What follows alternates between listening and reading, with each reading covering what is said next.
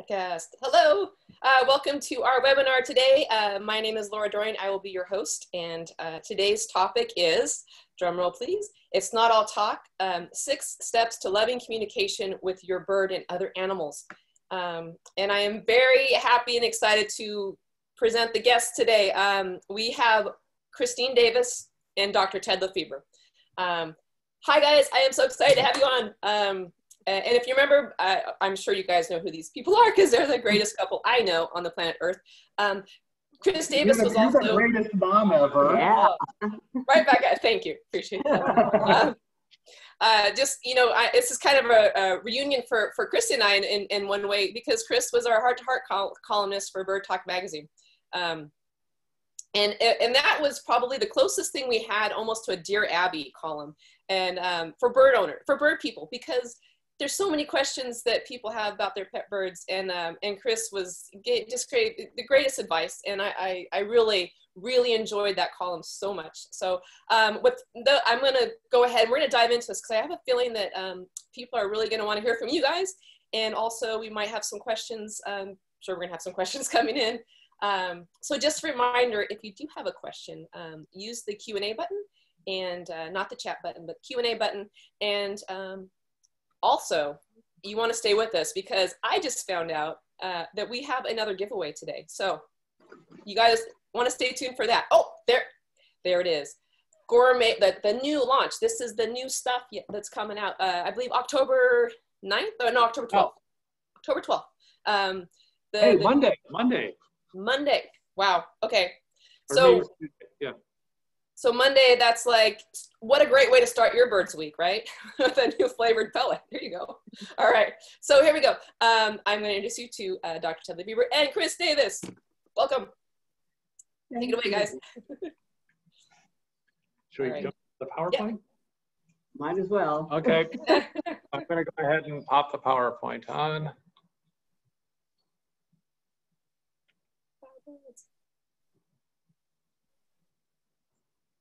Whoop. Oh, we're going too far. Preview. That's okay. Yes, this just really quickly, this is a raven from the Tower of London. And we were lucky enough years ago to go in the fall. And this was a youngster from fall.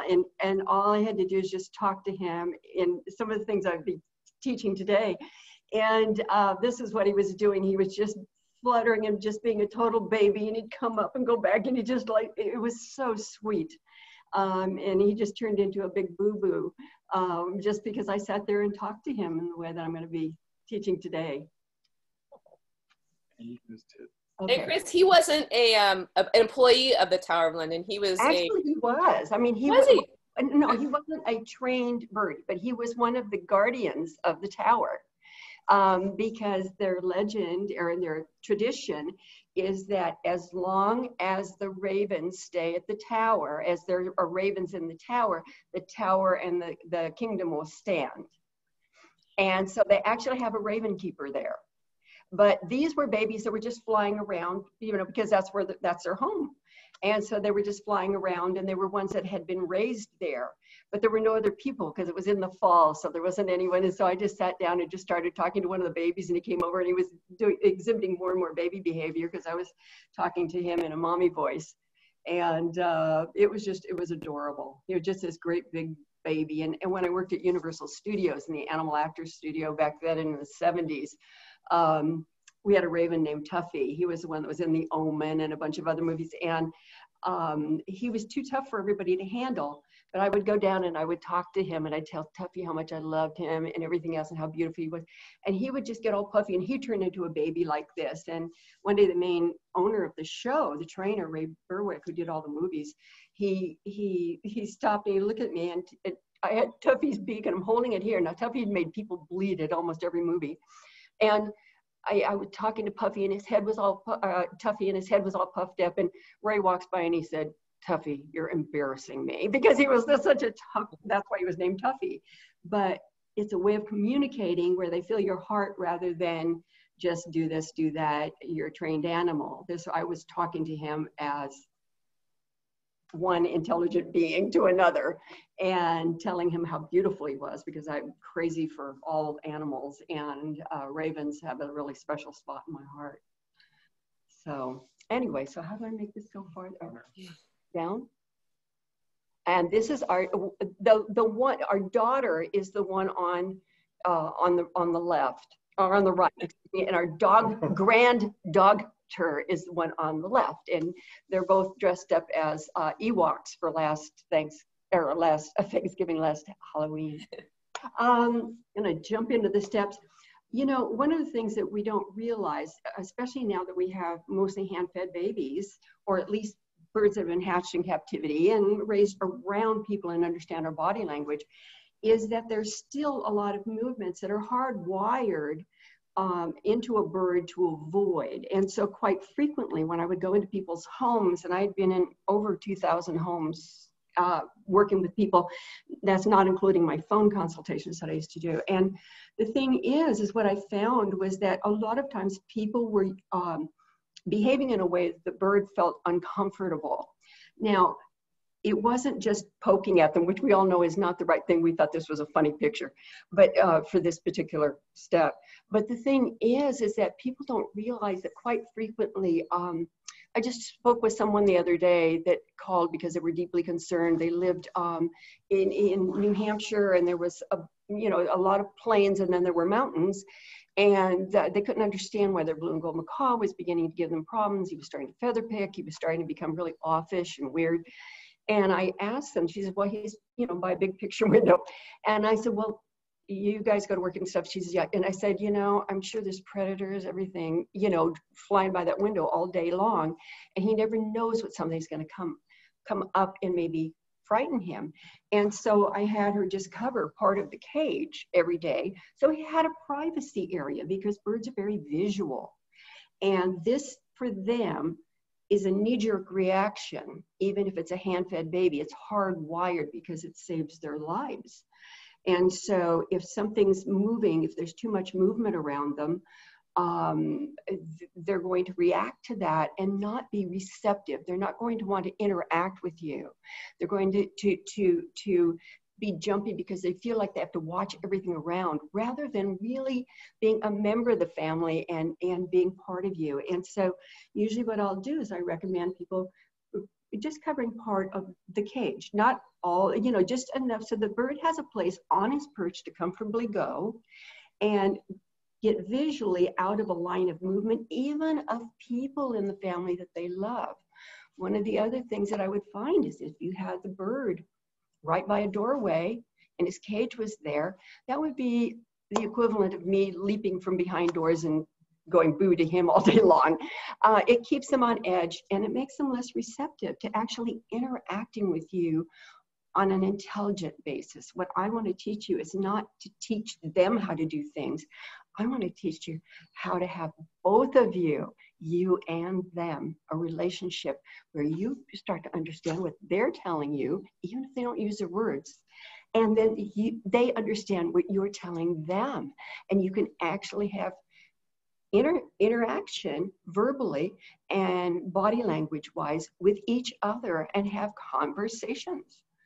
And this is the way all my animals have always been raised, because I didn't know any children until I was 5 years old. I was just around my parents. We lived out on a ranch, surrounded by ranch and up in the mountains. And that's all I knew were my animals. And that's my primary social group. So anyway, when you want to communicate with your bird and you find them to be responsive or unreceptive, or you find them to just always be a little bit on edge, looking around instead of looking at you when you talk to them, whatever, there's probably too many distractions, and putting just a visual break for them so that they can go behind and not have to see movements, because their eyelids are thin and they can notice the movements even when their eyes are closed. They notice movement. That's because that saves their lives, and has saved the lives of them for millions of years. And so once you understand that, you set up things. Now you're making your bird or dog or frog. Honest to goodness, I had frogs that I could talk to and they understood everything and they would do what I asked them to do. And it's just, they understand it because you have a communication that's double, and they let me know if something was wrong too. And it's because I learned one of the other steps here. But yeah, this is a thing on the predatory thing. So if people have a way, you know, they had to have a tendency to point at the bird or poke at it or whatever, you'll notice that's a response. And even if it's a friendly bird, it might shy away from you, or it might just bite you. And the thing is the bird's not wrong in that situation. The person is. Second step is listen. I want to talk about listening. I've got my little notes here because Laura, can the audience see Chris when she's speaking? Right now, I believe so, yes. Okay, good, because she's using, her hands are being real expressive, which is great. And so I just wanted to make sure the audience could see it. This is relatively new for me because I'm used to speaking in front of audiences, so I tend to gesture a lot and everything, and I don't usually use notes. It means you're passionate. You're passionate about the topic. That's oh my God, animals are my life. They're my only reality, you know? And so anyway, when you listen not just with words or with sounds. What you do is you listen with your eyes as well. Watch their body language. There's so many ways that they tell you things. And a lot of times we just sort of push it off to the side and say, well, that's not a problem.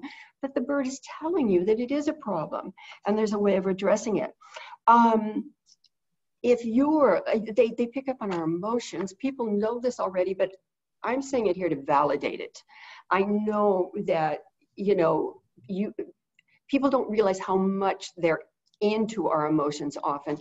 I remember a woman who was pretty high-powered. She'd call me to come into her house and work with her bird, and she worked for the movie industry, but in the industry part of it, you know, not as an actress, but just as, you know, working really heavy-duty job.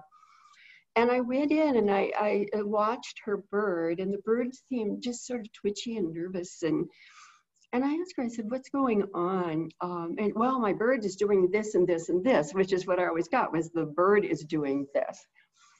And I said, what's going on in your life? And the woman said, well, I can handle everything, nothing much, you know. I mean, business has been busy, you know. You know, and I said, was there anything in your work that's going on? Well, it's been busy, and yeah, you know, I got moved to a different office, and I'm not really happy, but, oh, I said, well, that's it. And I said, you know, there's things in your own life. I said, is there something else? Because I just kept feeling like there was a lot of stuff going on. Well, her father had died. Her work had changed. And there was one other thing, I can't remember what it was, but it was like, that's what her bird was reacting to. It wasn't all of a sudden just becoming this bad bird. It was reacting to the difficulties that she was having. And the bird saw her as its security. She's mom. And when mom doesn't feel right to the bird, then the bird has to defend itself. If it's a bird who's more assertive, it will become more aggressive, usually. If it's a bird who's more retiring and shyer, it will start to back off a bit. You may notice some behaviors like feather pulling or other maybe repetitive behaviors, the pacing, or, you know, where they stand and go from one foot to the other, you know, just back and forth. Things like that you'll start to notice. So you pay attention to those, and you don't just say, what's wrong with my bird? You say, what's been going on in my life? Is there anything that's happened in my life recently where it would affect my bird's behavior? And once you start doing that, you're beginning the process of give and take, where the two of you understand what the other one is doing and the things that affect them. And in situations like that, then you would alter those things that are making your bird feel uncomfortable. If your bird, like in number one, when we were talking about the predatory thing, you know, you'd say to the bird, I'm sorry, you know, I didn't realize, you know, I'm frightening you every time I come through this door unannounced. I'm going to put a little blanket here of some sort of a visual. People have used screens. They've used there's a towel, they've used sheets, they've used all kinds of different things just to give the bird a visual break, so you're not just jumping in on them. They get a sense of your movement, everything as you're coming around. But you explain it to the bird. You say, I'm sorry, I didn't know this, and I was making you frightened. Let's see if this makes you feel better. And then if they go under it, go, oh, do you like that? Huh? And you can even say peekaboo, whatever. But you watch them. So you listen with your eyes. When you're altering behavior, you use this to say, does he look more comfortable? Is he checking this out to see what I'm telling him?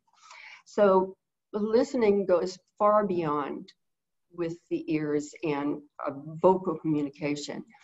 And it's using your feelings, because they are so sensitive to everything that we are going through ourselves. And it's a good way too for human training.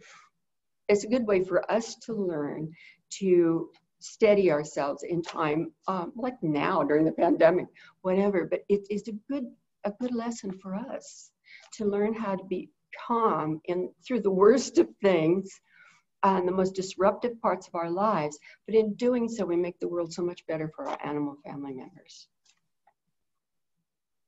And here he is, he's listening to his bird, and he just, again, they're relaxed, they're looking at each other, they're, just dad and his little girl chatting, And, gosh, who can resist this face, Anyway, when we're talking to them, speak slowly, because one of the things that you'll be meeting my little yellow nape a little bit later, Miss Legolas. Her name is Miss Legolas Greenleaf. She's 40 years old. I've had her since she was a baby. I helped hand feed her. A friend of mine had gotten her from some guy named Juan somewhere, and please, I'm not being racist. I'm half Mexican myself, so I can use that analogy, because so many of my friends have got birds that they brought from Mexico with their families. And but he had gotten like 3 baby birds and was hand feeding them, and we're talking, way back 40 years ago. And I've always told everybody that she's mi corazón, she's my heart. And you'll meet her a little bit later, because she'd get bored out here with us right now. And it's like having a 2-year-old, you have to think about that. I've had this bird for 40 years, okay? Now, most of the time, I can understand what she's saying, because she speaks very clearly. However, she would go, and it's something along those lines, and I could never figure it out. I mean, this is going on for like 35 years. This was going on, but I couldn't figure it out. So one day I hear her, I shift my hearing, and I realized that what she was saying was, I'm going to squawk. I'm going to squawk, squawk, squawk. And I thought, oh my gosh, because when I would speak about, I'm going to do this, I'm going to do that, I'm going to, don't squawk, I don't like it when you squawk. I speak very quickly by nature.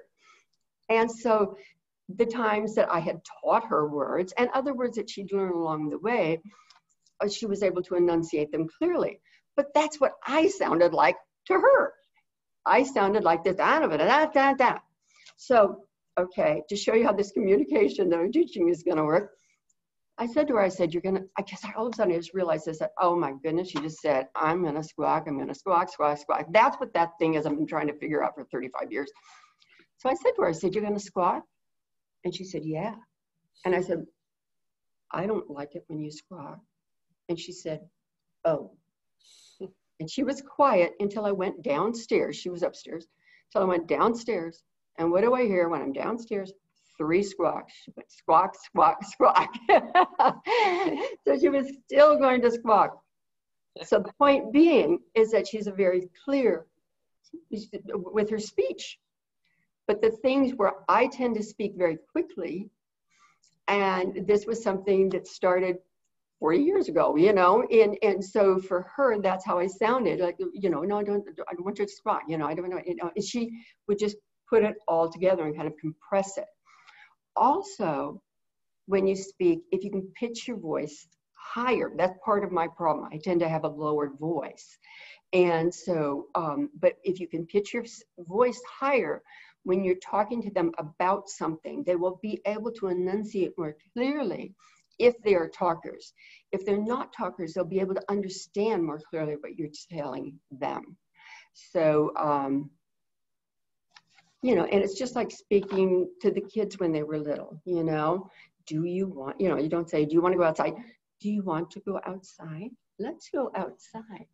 Or, you know, with my own birds, you know, do you want to eat whatever?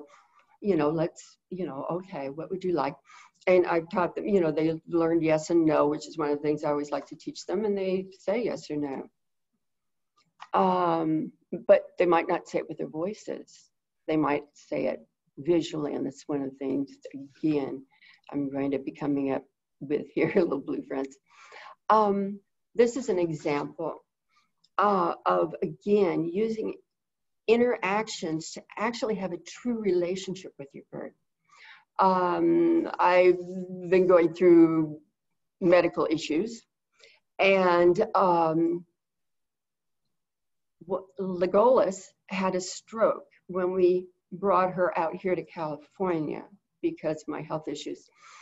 And we had someone fly out with her on their lap in the airplane, you know, or under the seat in front of them when they were taking off and landing with their seat, you know. Anyway, so it was after that, it seems like the stress of all that really got to her. And plus I didn't feel right to her.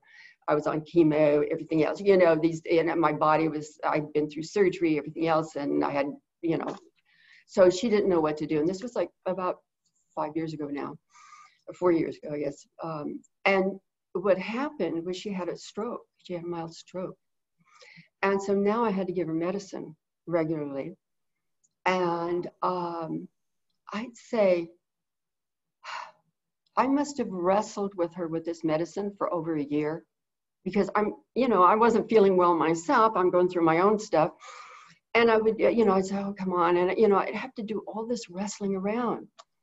And finally, one day when I started to feel better, I thought, oh my gosh, I'm not doing what I'd usually do with her. And I sat with her and I said, Legolas, I said, I love you. Mama has been sick. I've been sick. I've had to take medicine. And I take the medicine so I can see you longer, so I can be here with you. And I said, you were sick, and I need you to take your medicine so that you can see Mama longer, so you can be here for me too, because I'd miss you if you weren't here. From that day forward, she runs over to get her medicine. I don't have to hold her. I don't have to put her in a towel. I don't have to, you know, wrestle. She runs over, she takes her medicine, and then I give her oatmeal afterwards, a little cereal, but it also has some of the emerald in it and everything else to get her healthy. And she's pretty good. She has a little instability now and then, but she's actually doing quite well. And so that ability for them to truly understand what you're saying, don't discount it. She might not know exactly what I meant by medicine. She just knew it was something neither of us wanted to take, but we have to. And so she understood by my demeanor. And I could tell she understood because I was looking into her eyes the whole time, speaking slowly, speaking clearly, no distractions going on around. It was just her and me. And we were just communing. And on my lap here in the picture is little Miss Freya May Pink Belly, who has literally saved my life too. So I've got the two lifesavers here with me. Now, how do you start this communication? Even if you've had a bird for years and maybe you haven't been able to communicate that much with them, how do you start it where you get their attention right away?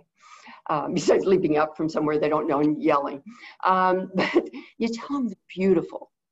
Now, this doesn't work just on birds. It'll work on every animal, every insect, amphibian. It doesn't matter. It'll work. It'll work on geez, snakes, anything. So basically, what I do is, again, making sure that there's no distractions and, you know, that the bird can focus on you. Speaking slowly, watching the body language, making sure, yeah, they look like they're comfortable and they're happy. And then watching from there, speaking slowly and talking to them. And what I'll do is, I mean, it sounds crazy, but I'll look at their toes and I'll say, oh, look at your pretty toes. Oh, I love those pretty toes.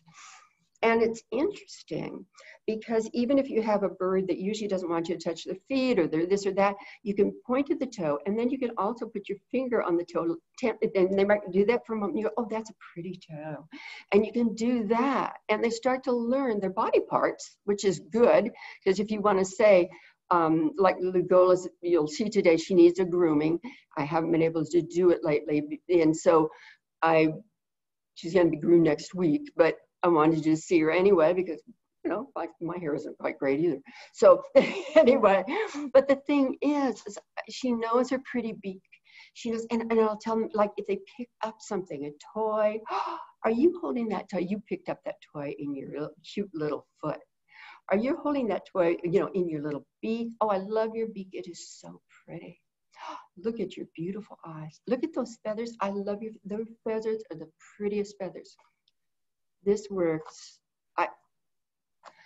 One time I went into one of the stories I love to tell because, you know, it's a bird story, and because of the fact that it was somebody who eventually became a friend. She was a psychologist. Anyway, she had a bird named Rudy, little red lord, and Rudy was getting kind of noisy and everything else.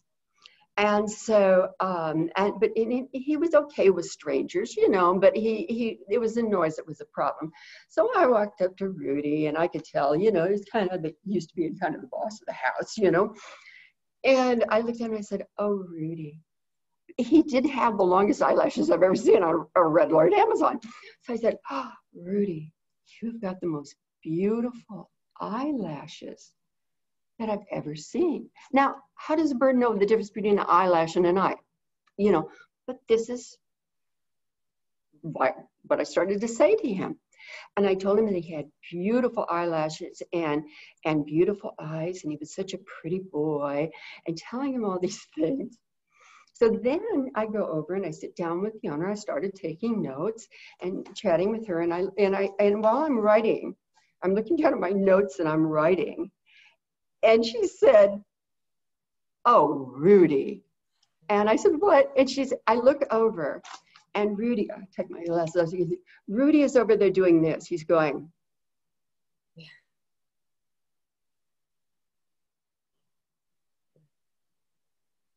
Blinking his eyes really slow. And he was doing that to show off his pretty eyelashes. But he stayed quiet too through the whole consultation, and he'd been noisy beforehand.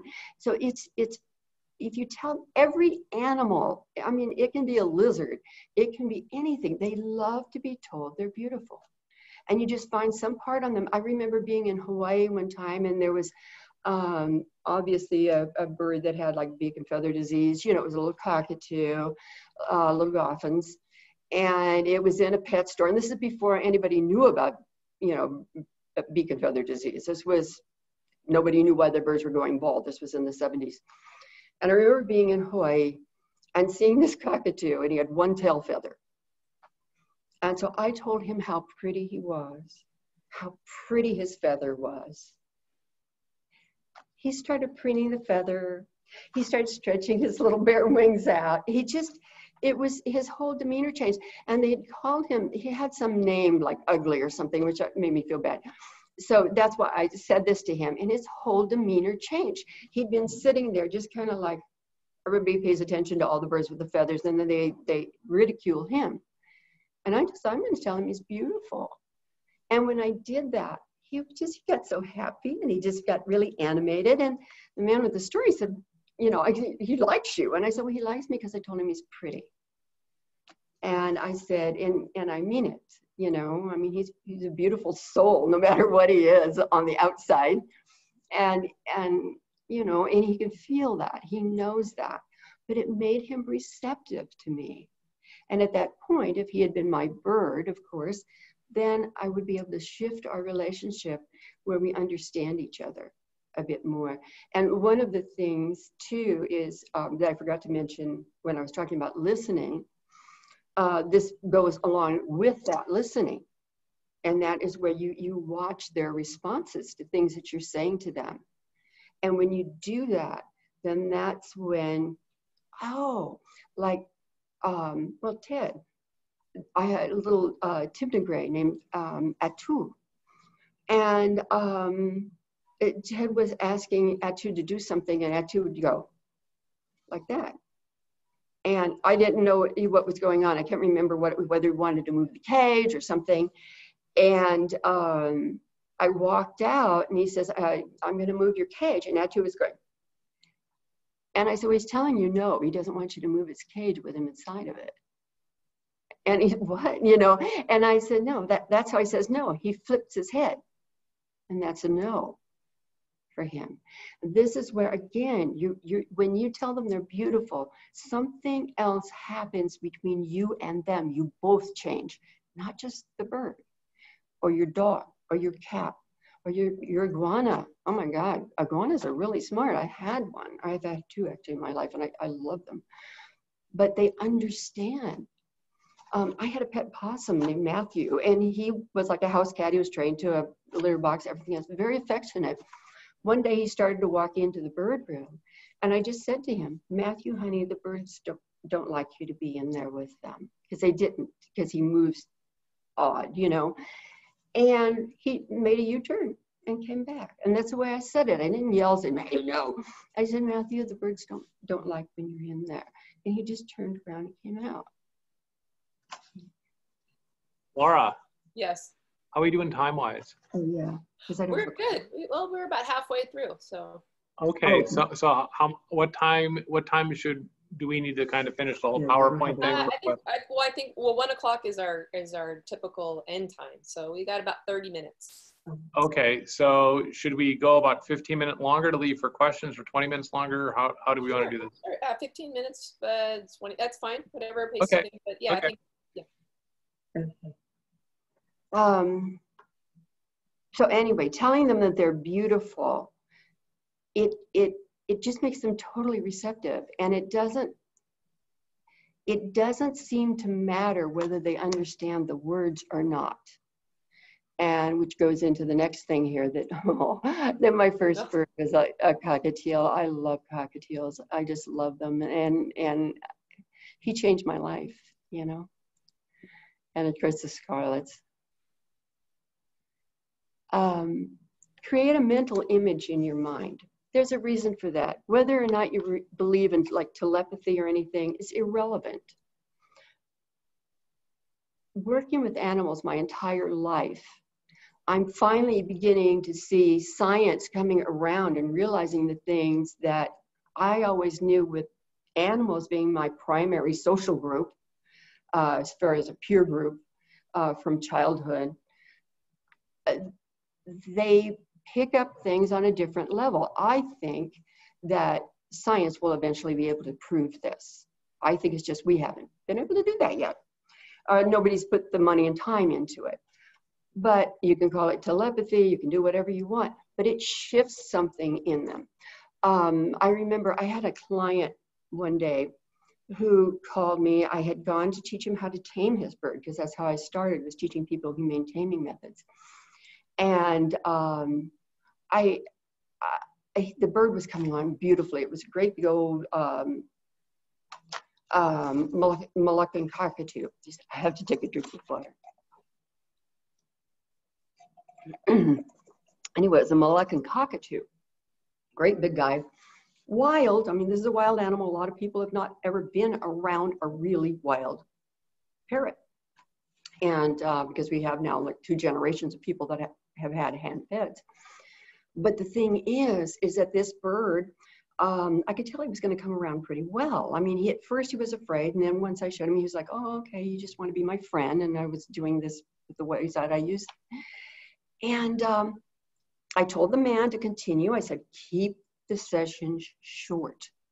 I said, because otherwise you're going to trigger that fight or flight if you keep going too long. I said, so keep those sessions short. So he called me about a week later, and he told me, he said, you know what? He said, last night I totally screwed up. He said, I did what you told me not to do. He said, the bird had been coming around so well that I worked him longer than the 10-minute increment you'd given me. He said, I tried to go to 15. And he said, the bird jumped down, ran away. I had to catch him in a towel, you know, and I had to go put him back in the thing. And he says, and the bird's been afraid of me ever since. And he says, I don't know what to do. And I guess he called me that night. That was it, because he had just captured the bird and everything. And he says, I don't know what to do. And I said, well, you're gone during the day, aren't you? And he said, yeah, I go to work. And I said, okay. I said, I want you to follow this to a T. I said, tomorrow morning, when you get up, I want you to do your regular stuff. Give yourself extra time to talk to the bird. But I said, get ready to go. Then I said, go over to the bird cage right before you leave and look at the bird and say to him, I'm sorry about last night. I'm sorry I was such a jerk. And I said, use the word jerk, because it puts something not so much in the bird's feeling, but into ours that they can read off of us. And I said, and tell him, all I wanted to do is to be your friend so you could come out and play and be out with me. And I said, and then leave. Well, that afternoon, about 6 o'clock, I get a phone call.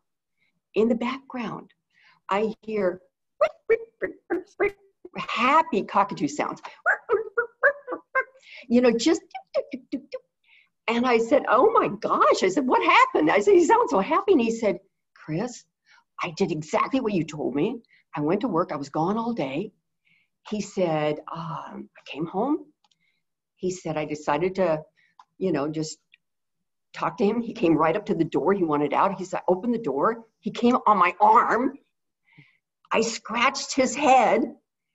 And he said, I put him back on the cage because I didn't know what else to do. You know, and he said, and I said, what is he doing right now? And he's like hopping and chirping. You know, I could hear these, those, you know, cockatoo owners know those sounds. And I said, congratulations. You know, you just conveyed to him, you had a conversation. You said, I'm really sorry for being a jerk.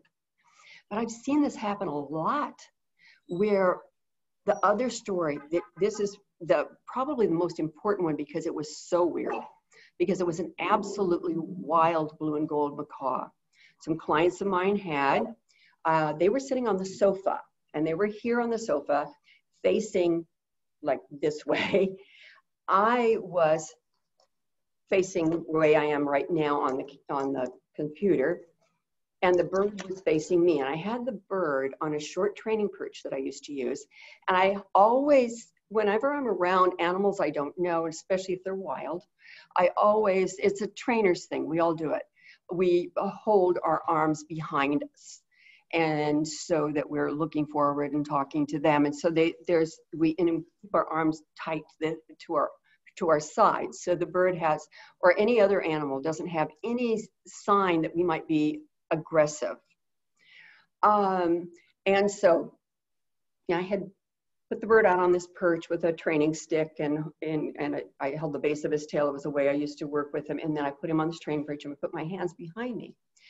Now, one of the ways I would teach them that I wanted to be their friends is I would come around, but I couldn't come this way because, of course, he'd get frightened and fall off the perch. But I would come around and then touch and just pull a couple of little feathers, gently scissoring my fingers. And what I was telling them in macaw, cockatoo, Amazon, whatever, I was saying, I want to be your friend. Just like another bird. I'd preen the same space as another bird's beak, depending on the size of the bird, the type of the bird, the type of preening that they did to each other. But I would start this mutual preening thing. But with this bird being, so I was just going through things in my mind. In my head, keep in mind, my arms are tight to my side. I'm actually, what I do is behind my back, this is an old practice of mine. I just hold one wrist, because I used to do that Lion Country Safari too, out when I used to work there. One wrist, I hold with the other hand to keep my arms close to my side, and talking with the animals and letting them become very comfortable with me before I start the interaction, as far as back and forth. And so I'm looking at this bird. I have not moved because I don't want to distract the bird. In fact, we had all the shades closed in their house because we wanted to make sure it was nighttime. We didn't want to make sure that there were no cars driving by or anything that would distract the bird. I looked at the bird, and in my mind's eye, I thought, if I come around to the left side of his head, and at the moment, my hand in my head, my arms were still behind my back. And I wasn't moving a bit, because I've learned that, you just don't do that. So I had not moved at all. The moment that my hands would have been coming around the side of his head, the bird looked this way. No, my hand wasn't there. He looked that way, went like this, and screamed. Now, both people are sitting on the sofa over here. They're facing us. They haven't done anything. They're seeing the bird looking there where there's nothing and screaming. And with my hand still behind my back and my voice low, I said, "Did you see that?" And I didn't move otherwise. I just said, "Did you see that?" And the woman said, "What happened?" Because the response was just so responsive. And I told them, in my head, I thought about putting my hand around that side and preening. And to me, I've always known, because my animals tend to know more than I do anyway. The thing is, that was when I realized, wow, maybe it really is like where he was seeing what I had in my head. And I wasn't seeing it as picture, I was thinking it. But he reacted to where I hadn't been yet. I was just thinking about it.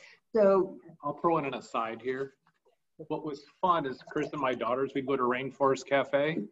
I don't know if do they still have Rainforest Cafes? I don't think so. I think they Oh, go. yeah, but they'd always have all the different animatronics and different animals, but they had huge fish tanks. And that's why, if you wonder why there's a moray eel here. So we would go there because both my daughters loved having the volcanoes dessert they had there. But Chris would go up to the big fish tank. The moray eel would always be hidden in back. And she, in her mind, would start saying how beautiful it is. She told me this later, but the moray eel would come out and would just hang right in front of her. And I'd ask her, like, what the heck are you doing? And she's like, I'm telling it how beautiful it is in my, in my mind. And so from a science aspect, I could qualitatively say, this is real weird, because the moray eels, they don't do that normally. And when she's there, the moray eel would hang there as long as she was there, busy telling him how beautiful they'll it is. actually follow you, Yeah, it was fascinating. But it was, to me, it was like a really good science experiment, yeah, because you couldn't talk to the guy really, It was cool. Yeah, no, I had that happen actually when I was lecturing at a pet store chain for their big conference, and it was so funny because this one fellow, that I knew that was like the guy who was coordinating everything. I told him about that, and he was like, yeah. Well, we went to look at these pet store displays, and I started talking to the little bitty eels that they have, in the little saltwater aquariums. And this one came up from under the rock and went back and forth in front of me, and he says, I don't believe it, And I said, they love it. And I said, snakes will leave their people and they'll come to me, it's so cute. And that happened in the same guy at a pet store, and they had, for a photo, they put him, his son, and me all together. And the snake left them and came over and put it around me. And they just give you this really sweet hug. And, you can have this big old boa, and they'll give you the sweetest hug. It's like, oh, I like you, and you're just telling them how pretty they are, and they're, and just, it works. Okay. Yeah. Okay. One of the things, if you really, what we have a tendency to do is that we make a big deal about the stuff they're doing wrong, rather than this, or the stuff we don't want them to do, rather than making a big deal about those little wonderful things that they're doing that we like. So one of the things is I tell people, if your bird, who's usually noisy, if your bird is usually noisy and you're not crazy about the noise, but you walk in and he's quietly playing with a toy, rather than yelling and saying, stop screaming, it's better to say, when he has that, it might be a nanosecond, catch it during that nanosecond. You know, that's the difference between someone who works well behaviorally as opposed to someone who doesn't, is that during that nanosecond that he's doing something you like. I tell people, if you have a noisy bird and he's sitting there, he's just breathing and pooping and he's quiet, he's a good boy. You're such a good boy. You're my pretty good boy. I like when you're quiet. And that's what I would do with a bird like that. And as you do that, and then let's say he starts to squawk because you just talked to him, you turn your back on him, you leave the room. Or you just turn your back on him and you put your shoulders up. Why do you do this? Because it's bird sign language. Their eyes are on the side of the head. If I'm mad at you, how many of you have had a bird? I bet everybody here has had their bird from time to time say, I'm mad at you. They put their shoulders up, they turn their back to you, but they don't want to look at you. It's like, and so they put their shoulders up to block their peripheral vision, you know, and so they're, you know, I mean, so it's a way of communicating. So if they do any little thing that's good that you like them to do, and say what it is, because they understand, you know, like, oh, I love when you play with your toy and you're being quiet. I love when you play with that toy quietly. That's so cute. And then if he's noisy and I walk out of the room, it's like, which would, if you were a bird, which would you rather have? You know, mom telling you you're great, or would you rather have me screaming at you when you're bad? And that just perpetuates that. But the other thing is making them feel important and telling them they're important. It's interesting because I've used that word with many animals, not just birds, along the way. But especially if animals were feeling down, if their owners weren't around much, let's say they had to work more, everything else, I would talk to the animal and say, do you want to feel important? You're very important. Or I'd say, you're very important. Or I'd say, like, do you feel important? And a lot of times they say no. And the no would be like a little flip, or it can be a vocal inflection. Pay attention to the vocal inflection with your bird. So let's say that you say to your bird, would you like a green bean, because she likes green beans, or peas. Would you like peas in the pod? And if your bird either does something like this, or if they go, oh, you said yes? Oh, you said you want it. You can start a language with them where will mean yes. And they'll start adding to their things because it'll be a mixed language. You'll be paying, sometimes they can say what you say. Other times it's paying attention to those little inflections. So like with my yellow nape, I'll say something, do you want it, whatever. And she'll either say yes or no, but she'll go, yeah, or no. You can teach them the head shake. And that's how Atu learned. I'd say, yes, you want this, or no, you don't want it. Yes. And so you can start communicating that way. So little steps along the way. And then one day, while you give your bird, do you want this? And they do like maybe just a very light little head thing, or like Atu, the head flip, which a lot of them do, because I think it's hard for a lot of them to do this movement. But that became his no. And it became the no that I recognized. And I'd say, oh, you said no? Okay. Would you like something else, let's say, And like, would you like a newtberry? But would you like something else? And then when he go, ooh, that's his yes. Oh, okay, you said yes, you want the newtberry. And I would do that. So then they understand, yes, no, but they might use language instead, and it might not be human language, but it becomes your language with them. And they will start using that as their regular word for yes or no. It's amazing how it works. Okay, I'm gonna jump in. Yes, so. Okay, because we got like 10 minutes here. So based on what Chris is saying with this little guy, you can say, oh my gosh, you are the most incredible paper chewer ever. And you'll watch him fluff up and like be so happy. It's like, oh, am I? Yes, you noticed how right you are. And the same thing like this. I mean, like a little snuggle bug there or cuddle bug. Like, oh my gosh, you're the best cuddler. They're gonna cuddle more. Like, oh, you're the best cuddler I've ever seen. You cuddle, yeah. Okay, so I'm just zipping through this for a little bit because I want to. I have to set this up for Ms. Legolas here. But I'm gonna let you. I'm gonna explain the story here. Okay.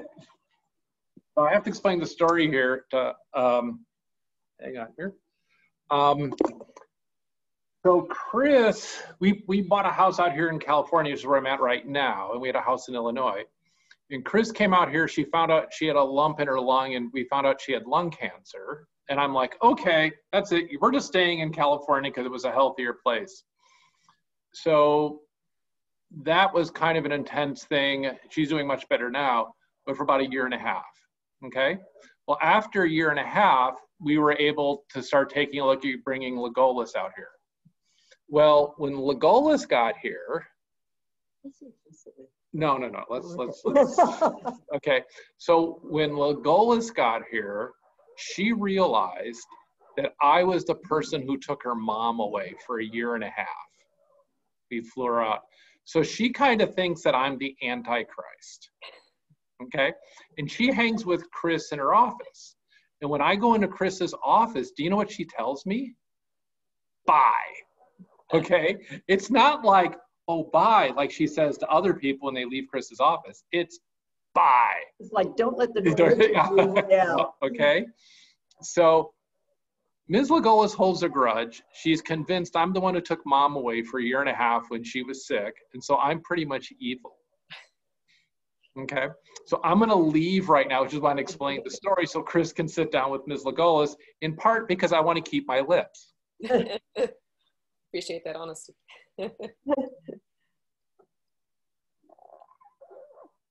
And this is Miss Legolas Greenleaf. Oh, I can hear the little.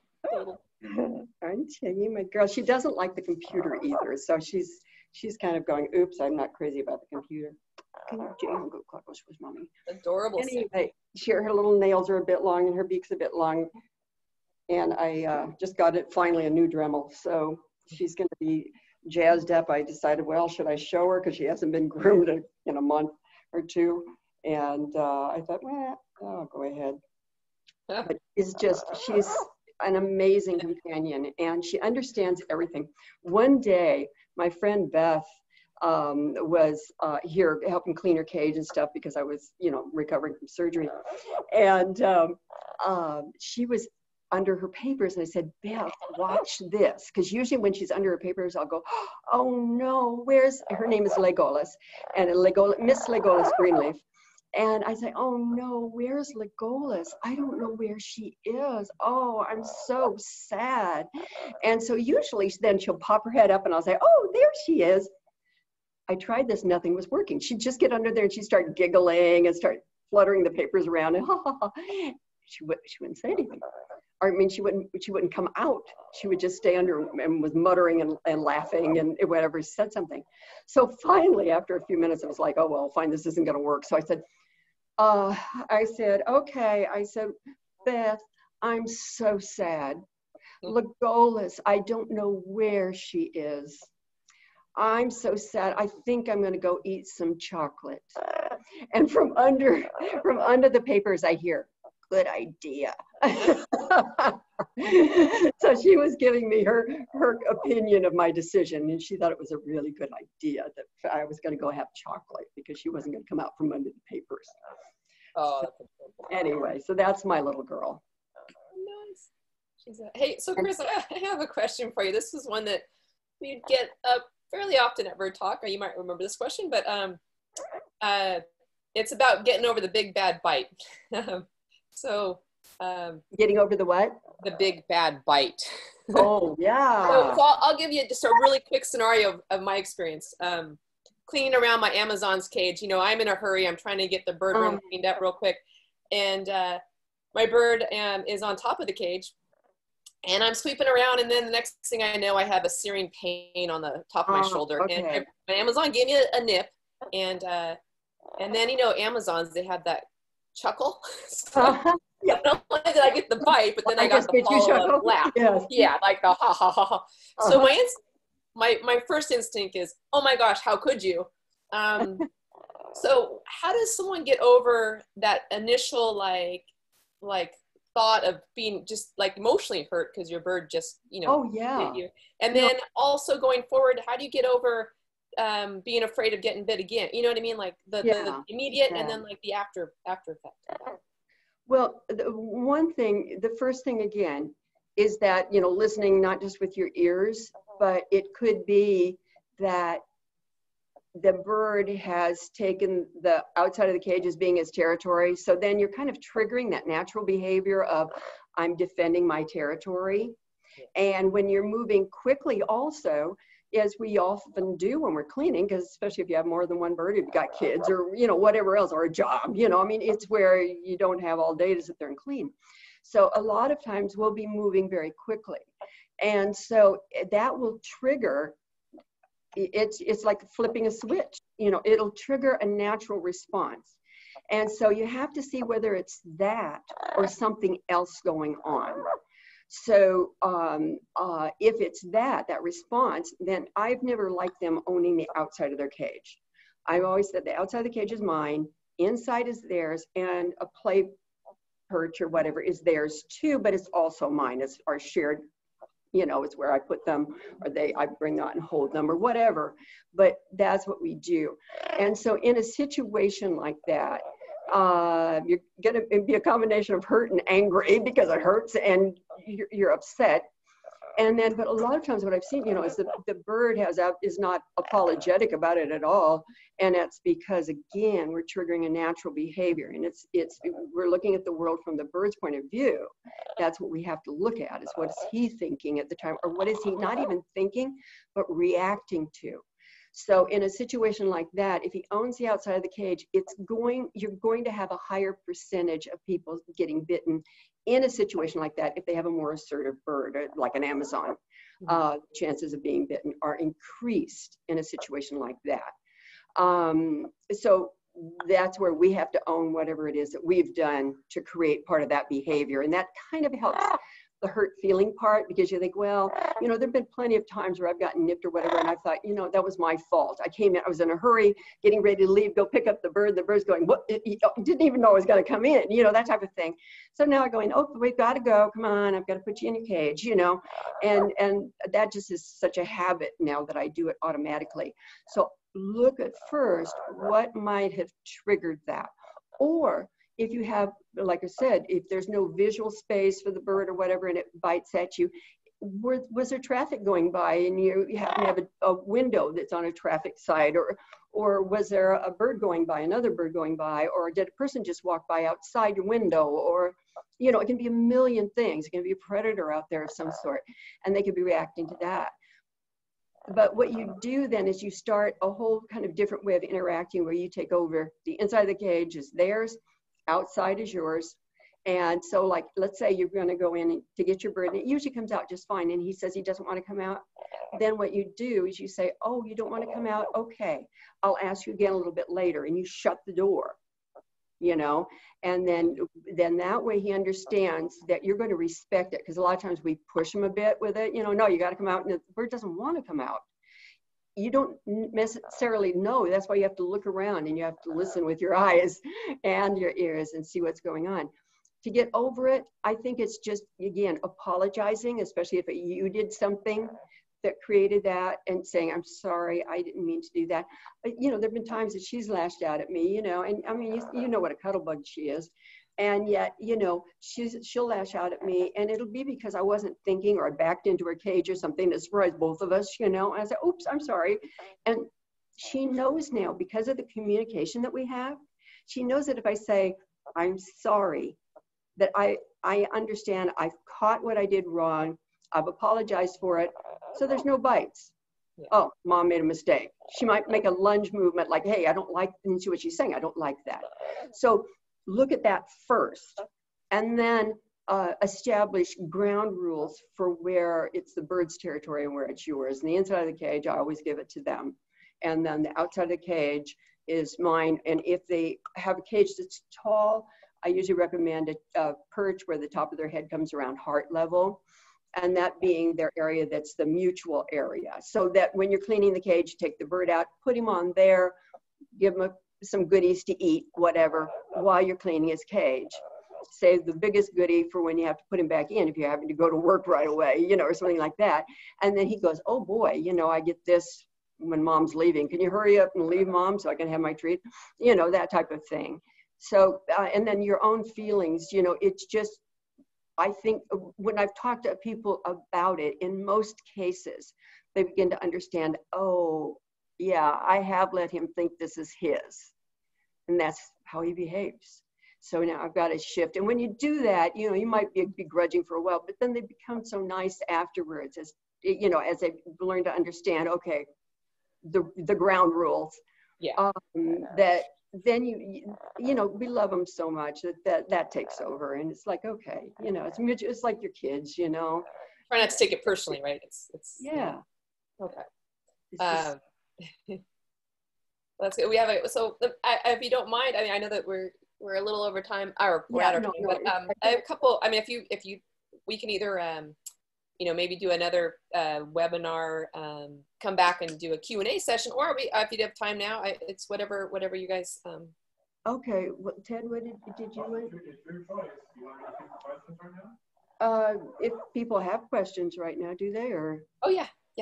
Oh, okay. Well, let's see what we got here. Okay. Well, that's great. I mean, I this is I think this is a worthy topic to cover, so we should, you know, much time was needed. Okay, so we had a question from Michelle, and she has 13 birds, 13 gorgeous birds, and she loves them all. And she's very interested in connecting with the birds, especially her Senegal parrot. He has gotten very frightened of her, and he used to be much friendlier.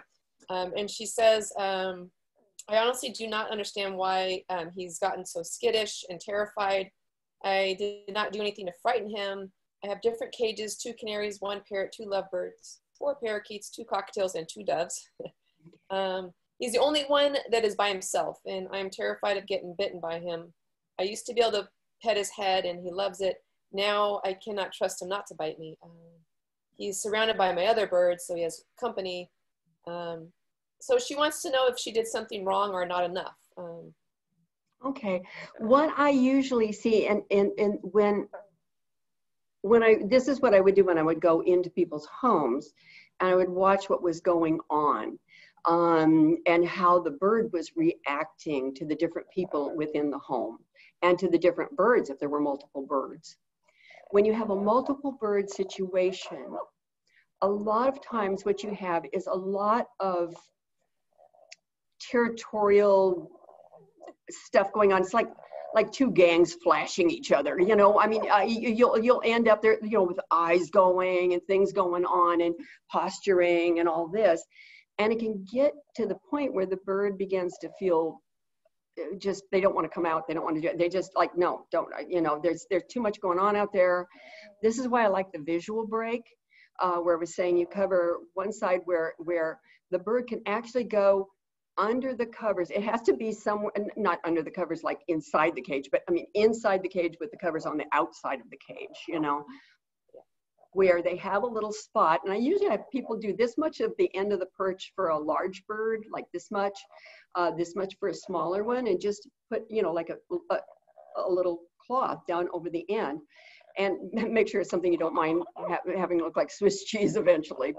But you do that, and it's interesting because they'll go under that. It has to be where the perch is there too. Some people have done it, and it's where there's no perch. Well, the bird's not going to go there. But if you have it where the perch is, then the bird can visually get out of everything that's going on. With that many birds, they're all speaking different languages to each other. but there's also a lot of displaying and posturing going on usually that we don't even know about unless you're sitting there quietly and just observing and they're not reacting to you. So that's why it was good when I came in, because I could kind of shrink myself down kind of energetically and sit there and just sort of be the quiet thing, and the birds would start to act out. So they also, in a situation like this, since it's something that's shifted, they can be reacting to you, something in your life that's going on, or the way that you feel. If you feel depressed or angry or frightened yourself, then they're going to react. And the thing is they'll bite you, not because they hate you, they'll bite you to keep you from handling them. They're saying, no, you don't feel right. You feel, in the wild, a sick bird, a bird that doesn't feel right is going to draw predators, you see? And so the reaction is, no, I don't want to come out with you because something could happen, especially if there's so many other birds around. She might try isolating him in a different area if she can, and then, but not isolating like away from everything, but where he doesn't even see the other birds. That's what I would try if it was me. And if she has a small space, because I used to have just a little bitty house with just one room when I was single for the birds, you know, then what you do is you would cover the, you know, move him to a place where he could have a partially covered thing and get away from all the other birds and just have some private time. Because that's what I find. And especially when you have somebody like a Senegal, because they're a little bit high powered. I like Senegals, I think they're cool. And the thing is, they're kind of a high powered bird, you know? I mean, they're an energetic bird. And so it's just like an energetic person. They're the people that are gonna bulldoze you. And, you know, you might love them to bits, but, you know, they can bulldoze you from time to time. And it's the same way with birds. So he's telling her something. And, you know, I mean, she can write to me or email me, you know, and I don't do it professionally anymore. But the thing is that in situations where you have a bird that usually is one that likes being held by their people and being with them, and this is going on, I really like to kind of take care of that if I can, and at least give some ideas, get some pictures of how the birds are situated and stuff. But look at that. That's when you have a problem. You look at that, and you might even ask him, you know, why are you afraid of mommy, or are you afraid of Sally, or are you afraid of me, or are you afraid of Rick, or, you know, whatever. Yeah. And just see, I'm sorry, I'm going to cover part of your cage. Maybe if you don't, maybe you just, those other birds over there, they're always chattering, they're always looking at you and everything, but, you know, and you watch the bird's body language. Is he moving away from certain birds in the room, you know, in his own cage? Is he trying to kind of get away from them? Those are the ones you want to cover first. You know, I mean, you want to have him covered so that he doesn't have to see that, because a lot of times there's politics going on. Also, though, during this time of pandemic, when everything's like really weird for everybody, even people are acting out. And so for animals to act out, they're really picking up on a lot of our own energies, you know, our own fears or irritation or whatever people are going through. They're like our little barometers. Yeah. Yeah. So if she would like to email me, send a picture, and I can kind of give her it. And then just, if she wants to just say, hey, you know, these birds are, it's always, they're here and here and here. And, you know, this is where his cage is, and just that type of thing. And then I have an idea, you know, like he was friendly, but then think about if there's anything she changed even beforehand, or did you get another bird or whatever, you know. But you can have multiple birds in the same room, but you do need to have visual breaks for them. A place where everybody can go in their own cage and just visually chill, you know? Yeah. That's a good point. That's a very good point. Just like we would in our own homes, you know, we have exactly relaxing. Yeah. So, Chris, can we take away the share screen? Because I think then we can see you better. Oh, here comes Ted. He's going to do some IT here. Cause Chris to get that. Oh, she's just growing. She's not going to. Great. There she is. Chris is all big now. Yay. Okay, Chris. So then we have a question from Monica. She says, when she leaves the room, her cockatiel gets sad or worried. I tell him I love him and I'll be back and he'll be okay. But should I do something else, like give him a treat if I leave the room? No, because you're going to then be reinforcing that concerned behavior. You can do it. You can give him a little something, or even a toy or something. But the thing is it's a behavior you don't want, so you don't want to reinforce it. And by giving him a treat or something before leaving the room, if he's starting to get worried or he's going to get worried, you're going to reinforce that behavior. And I think that giving him something when you come back in, that's more of a reward. You know what I'm saying? Instead of when you're leaving, reward him when you come back in and say, hi, I love you, you know, this type of thing. And just keep it that way.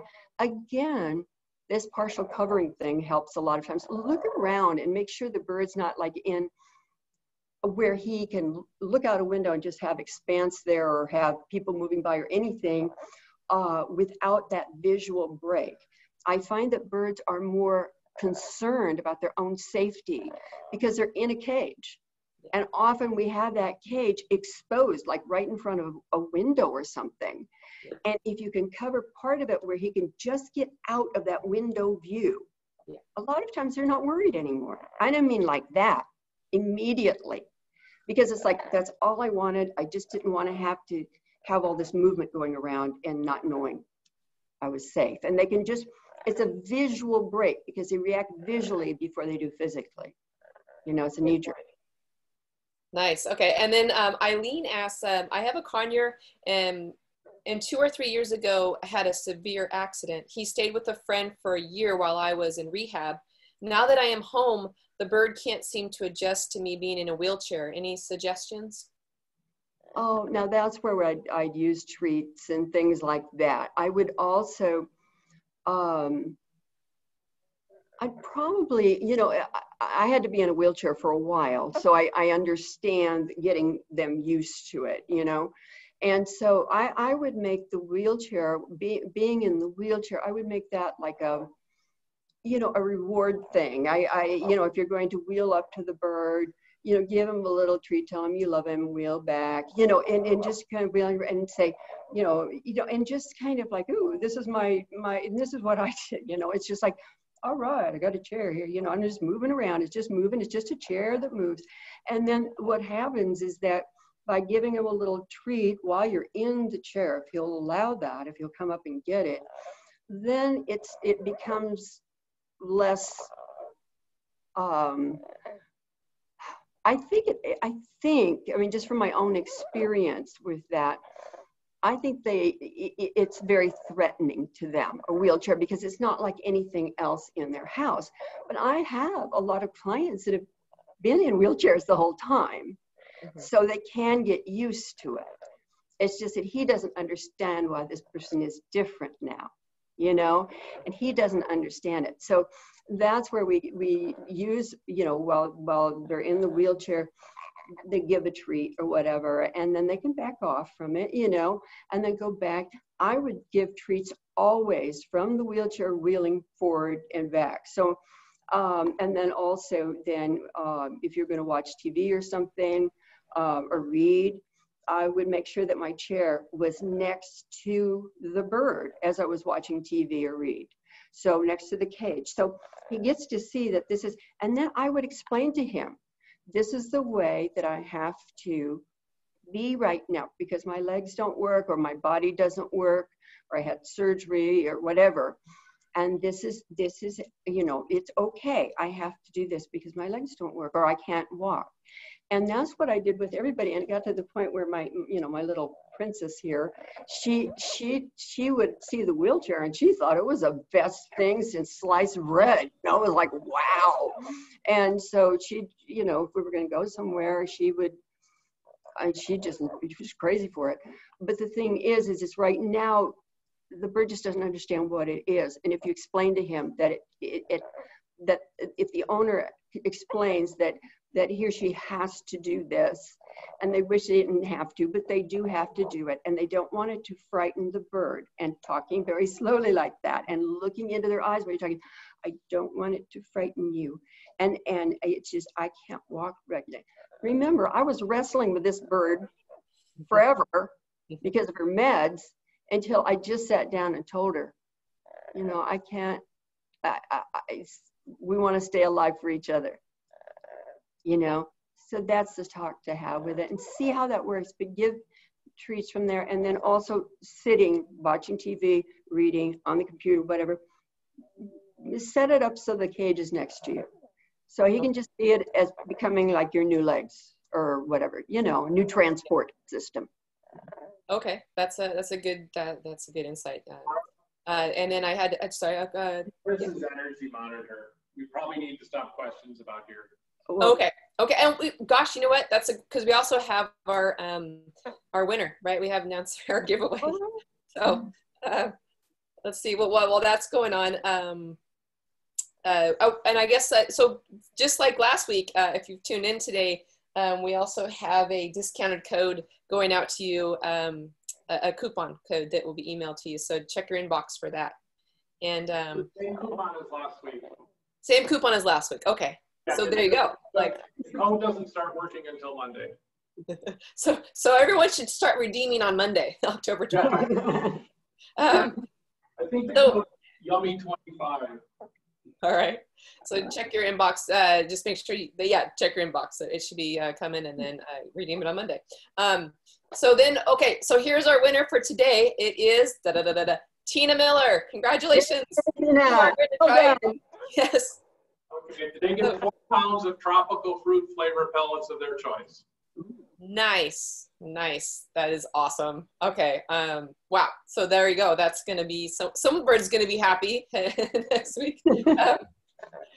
So we did have a lot of questions and a lot of insight from Chris. So we'll maybe we can do another Q&A someday soon, or you know we do have your questions if you send it through the Q&A format, so we can also email you a reply. So so I just want to thank everybody for joining us, and I highly suggest that everyone goes today just to get this started if you don't already do it, but tell your birds how beautiful they are, right?